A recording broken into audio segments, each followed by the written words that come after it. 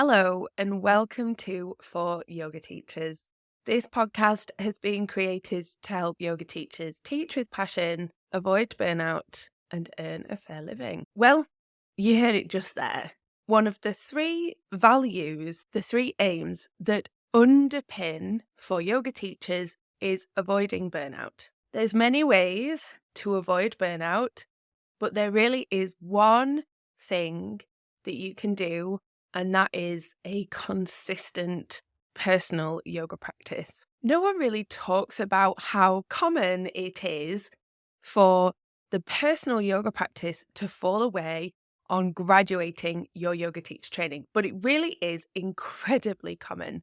On our 200-hour yoga teacher training at Yoga Hero, I always say, when you get your certificate, you don't get 25 hours in a day, you don't get 8 days in a week. And so to fit in your yoga teaching into what is probably already a pretty busy life, that usually comes at the expense of something else. And that's usually probably your personal yoga practice.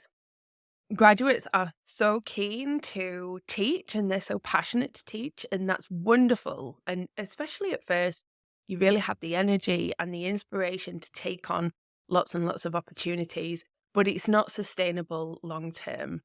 After a while, there isn't enough time, there isn't enough mental bandwidth, and there isn't enough energy to work, see friends, run a household, teach yoga, and practice yoga. And so something has to give. This sound familiar? Well, first things first, there is absolutely no need to beat yourself up about this. I am sure, I'm 100% sure that you are doing your absolute best to keep all of your plates spinning. So, yoga teacher, please do not beat yourself up. Also, beating yourself up is neurologically completely useless and a total waste of time. Nicole Vignola, the author of Rewire, states that positive reinforcement helps us to learn better. When you congratulate yourself and you feel good about the process, you release dopamine, whereas beating yourself up does not lead to behavior change. So this is where we're going in today's episode. What does a consistent yoga practice look like? Practical suggestions to make it easier to get onto your mat.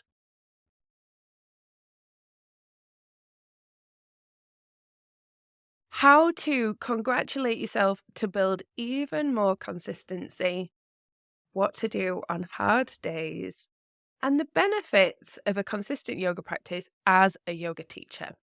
Okay, let's get cracking. What does a consistent personal yoga practice look like? Well, yoga teacher, only you know what a consistent yoga practice looks like for you. However, if I could give my humble recommendation, it's that your consistent yoga practice is fluid and flexible and nourishing, cathartic and delightful. You might immediately think that your yoga practice has to include sun salutations, or it should be at a certain point in the morning, or that it has to last a certain amount of time. Well, let's ditch all of the have-tos and the shoulds. Take a moment here. If you're somewhere that you can safely close your eyes, you might like to do that. And think back to a time when your yoga practice was reasonably consistent. How did that feel? Why was it consistent? Was it easy to do your yoga? Was it a no-brainer?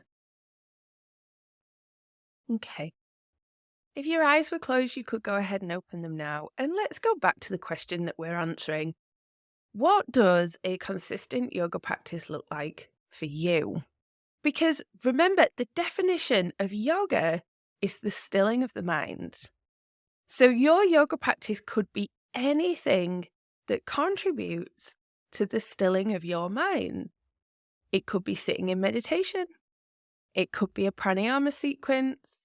It could be lying over a bolster. It could be 108 sun salutations. It could be a 90-minute 4-beat rocket practice. the important thing is that it's your mind, it's your body, and it's your practice. So the only person that knows what you need is you.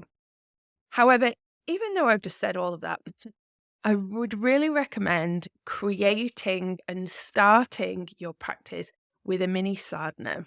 A sadhana is a disciplined practice or a practice with intention. And I'm saying start your practice with a sadhana because it takes the thinking out of what should I do or where should I start. Your sadhana could be as simple as sitting somewhere and taking 5 steady breaths, or some gentle head, neck, and shoulder movements, just something short and simple that allows you to check in with how you are and what you need.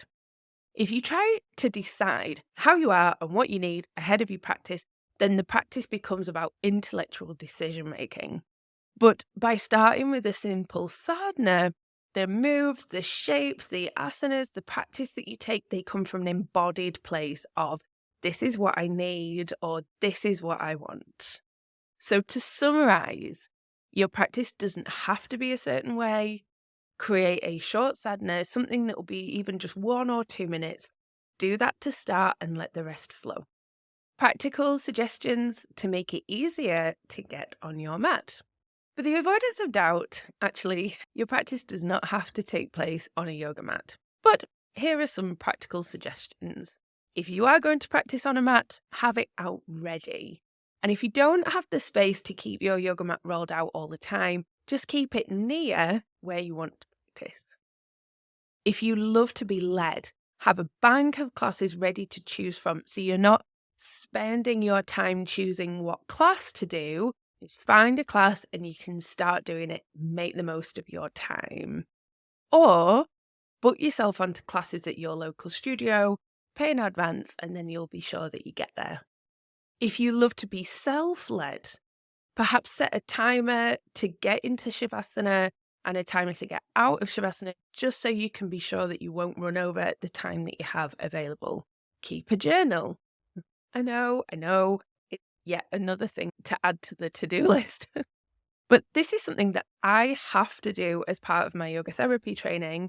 I do a practice and then I have to journal about it afterwards, and it is totally transforming.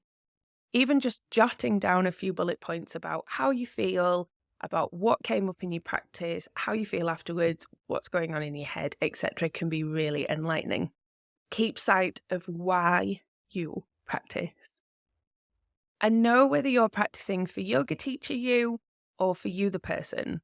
This might sound a bit over the top, but your personal practice does 1000% need to be differentiated from your sequencing planning, which is working. How to congratulate yourself to build even more consistency. Remember at the beginning of this episode, we talked about beating yourself up being a total waste of your time and energy and your mental bandwidth. We talked about positive reinforcement being the key to positive behavior change. And tracking your habits can take this up a level, or maybe 10 levels.